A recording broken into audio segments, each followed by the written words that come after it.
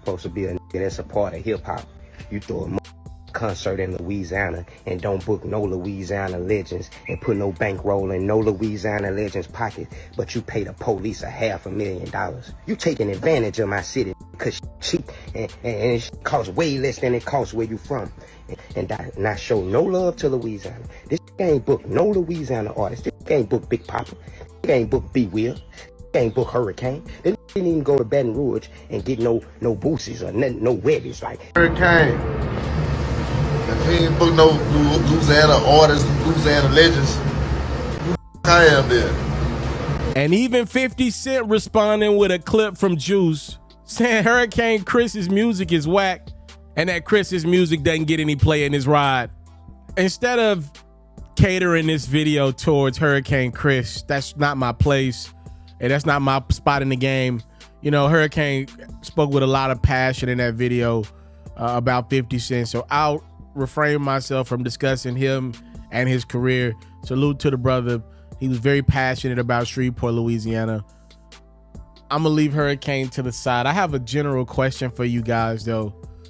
Why do we hold black people that have success to a higher standard than we do any other race of people that come around and build companies, oftentimes all over our cities, other races of people that build stores in our hoods and won't even give us a free cigarette? Why are we so inclined to hold our top 1% to standards we don't put on any other race or group out there? I wonder, is it because we see ourselves in other people's success? Do we envy it because the skin complexion mimics our skin complexion? So we believe with one step to the left or to the right, we could have been that. It's disgusting to watch. 50 Cent posted a video of me on his page right now in which I outlined to you exactly what his plan is for Shreveport, Louisiana. Let's put it back on the screen. With his new production studio that's located in Shreveport, Louisiana, 50 Cent plans on investing in a community which includes a big jump park and a grocery store in phase 1. In phase 2, 50 Cent and his team plan to build houses, and they have ideas to help people who have low to moderate incomes get low mortgages. In step 3, the focus is going to be on the kids. 50 Cent and his team want to go around to each high school and put media programs in. Like I told y'all then, I'll say it again. In theory, some of these media programs placed in these schools can be a direct path for some of these young people to work directly for 50 Cent studio in Shreveport upon graduation. It's a great, clear pathway to not even have to leave your city and have a job. I'm sorry, y'all. I know oftentimes we just see music. This is much bigger than music or entertainment. This man has a plan that's going to impact potentially just people of Shreveport, Louisiana. And a guy that represents that city and is saying he's the guy, he's saying it's his city, is potentially hurting that lick right now. That's not good. That's not good hustling. To hold 50 Cent to a standard of, why are you coming in to my city and building on land that somebody else, likely from another community, was going to get it, 50 didn't get it, and build land, to hold him to that standard is kind of wild. If Tyler Perry was held to that standard in Atlanta, Georgia, his studio would never have been able to blossom to what it is today. But Atlanta gets it. If 50 doesn't invest the alleged $500,000 into security, police for the weekend, something crazy happens, something chaotic happens. Now the story today is 50 Cent's new studio in Shreveport already shows signs of disaster. By the way, no reported incidents the entire weekend. So clearly that money was well spent. If 50 decided to keep the event local and invite many artists from just Shreveport.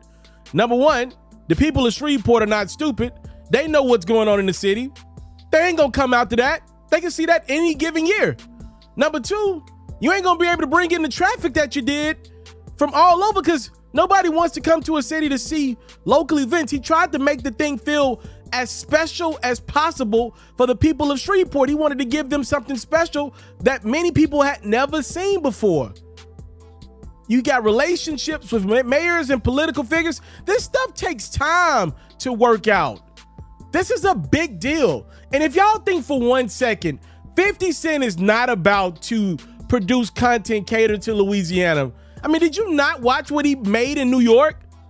Everything wasn't about New York-centric storylines, but for darn sure, a lot of it was. If you think this dude's finna run in y'all backyard and not produce some great pieces that affect the lives and tell the stories of people associated with Louisiana, maybe even more specific, Shreveport, come on now, that ain't been his get up thus far in his production career. He's going to tell Louisiana stories and put money in Louisiana people's pockets.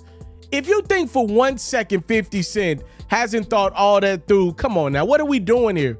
This dude's got a track record that needs to be brought up in this conversation. You cannot please everybody. And if you manage to please everybody, your goals probably wasn't big enough. I've met some beautiful people from Shreveport who understand the importance of 50 Cent's studio being placed in a city that has been oftentimes overlooked.